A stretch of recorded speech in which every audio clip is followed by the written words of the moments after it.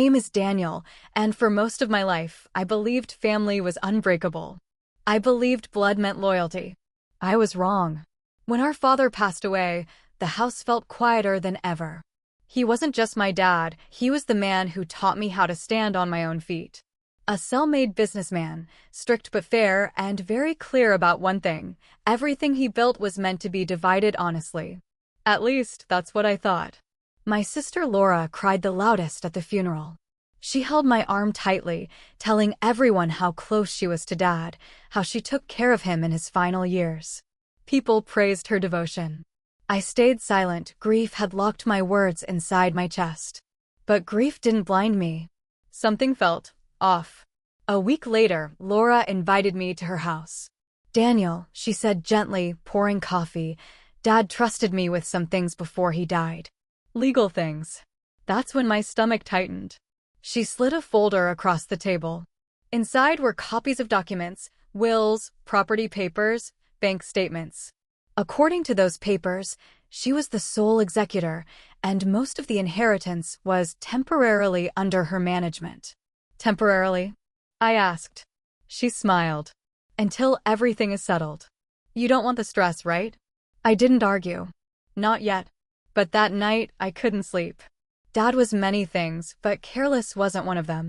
And there was something else Laura didn't know. 2 years before his death, Dad had quietly asked me to accompany him to his lawyer. He never told me why. Now I understood. The next morning, I visited that same lawyer. When I said my name, his expression changed. "I was wondering when you'd come," he said. He opened a locked cabinet and pulled out a sealed envelope. "This is the final and legally binding will," he explained. "Your father updated it 6 months before his death." My hands trembled as I read. The truth hit like thunder. Laura wasn't the executor. She wasn't even close. The inheritance was split, but with conditions. Any attempt to manipulate, hide, or falsely claim assets would result in automatic disqualification.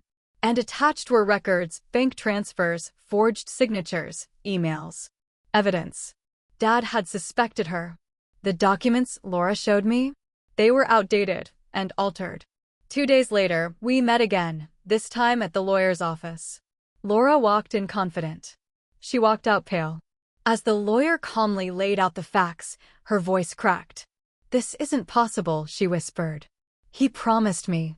"He promised honesty," the lawyer replied. The moment the evidence appeared on the table, her plan collapsed. Years of manipulation, lies, and quiet greed, all exposed in minutes. She lost her role. She lost her claim. She lost her control. And me? I didn't feel victory. I felt clarity. Family isn't about who cries the loudest or smiles the widest. It's about truth, especially when no one is watching. That day, I didn't just inherit money or property. I inherited my father's final lesson. Greed destroys faster than loss ever could. I thought the nightmare was over when my sister's plan collapsed at the lawyer's office. I was wrong. 2 weeks later, I received court papers. Laura was suing me. She claimed Dad was manipulated, that the final will was forged, and that I had taken advantage of him in his final months. Reading those words felt like losing my father all over again. But this time, I wasn't silent. The courtroom was cold, echoing with whispers. Laura sat across from me, dressed in white, tears ready on command. She looked fragile, exactly how she wanted the judge to see her. Her lawyer spoke first. They painted her as the devoted daughter. Me? The distant son who suddenly appeared when money was involved. I clenched my fists under the table. Then it was our turn. My lawyer stood up calmly and said one sentence that changed everything. "Your Honor, we'd like to present evidence the deceased prepared himself." The room went still. The lawyer submitted video recordings. Dad appeared on the screen, older, thinner, but sharp-eyed. "My name is Robert Hale," he said clearly.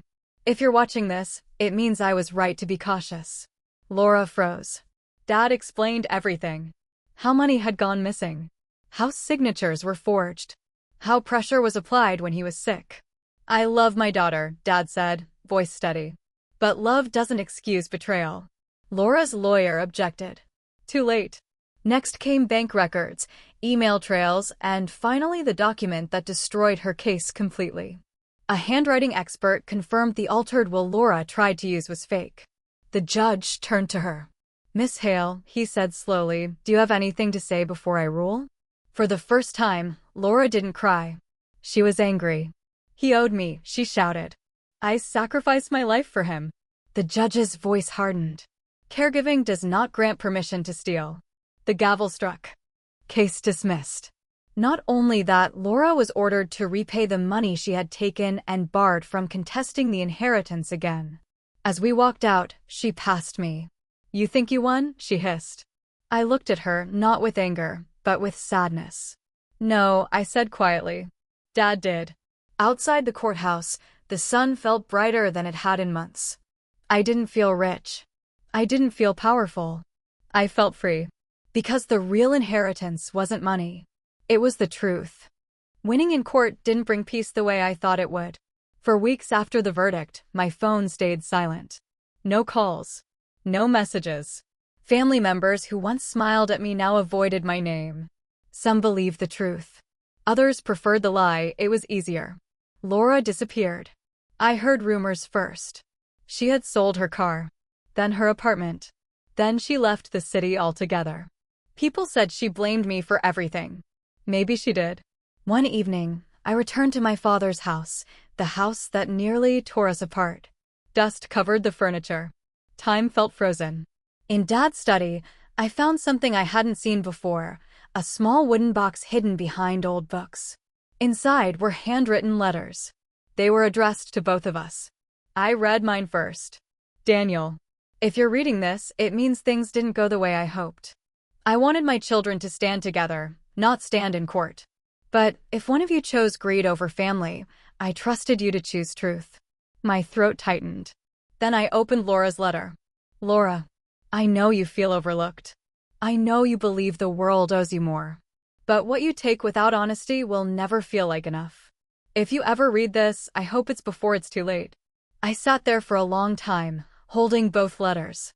That night, something unexpected happened. Laura called. Her voice was empty, no anger, no pride. "I lost everything," she said. "Not the money, myself." I didn't interrupt. "I thought winning meant security," she continued. "But now I can't even look at myself." Silence filled the line. Finally, she whispered, "Do you hate me?" I closed my eyes. "I don't," I said. "But I won't lie for you. Ever." She cried quietly. "We didn't fix everything that night. Some damage doesn't disappear. But we agreed on one thing: we would stop fighting over what Dad left behind and start honoring what he stood for." Months later, I sold the house. Not to forget, but to move forward. I used part of the inheritance to start a scholarship in Dad's name. For kids who didn't have shortcuts, only honesty and hard work. As for Laura, she started over. Small job. Small place. No shortcuts. Sometimes, loss is the only teacher left. And sometimes, the real inheritance isn't what you gain. It's what you finally understand. I thought part 3 was the end. Life slowly moved forward.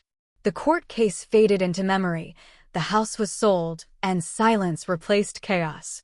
I rebuilt my routine, my work, my peace. Then one afternoon, I received a call I never expected. It was from the hospital. Laura had collapsed at work. When I arrived, she looked smaller somehow, not weak, just tired in a way money can't fix. She smiled faintly when she saw me. "I didn't think you'd come," she said. "I didn't think you'd call," I replied honestly. She asked me to sit. For the first time in our lives, there were no arguments, no accusations, no hidden motives. "I need to tell you something," she said quietly. "Dad knew I was struggling long before he got sick." That surprised me. She explained how she had failed in business years ago, buried in debt, pretending everything was fine. Dad helped her secretly, paid loans, fixed mistakes, but warned her. If you don't learn limits, money will ruin you. When he got ill, fear took over her judgment. She thought losing control meant losing everything. "I wasn't trying to hurt you," she whispered. "I was trying to survive." I stayed silent. Because understanding doesn't erase damage, but it explains it. She reached into her bag and handed me a folded paper. It was a letter. Dad's handwriting. "I was supposed to give this to you," she said.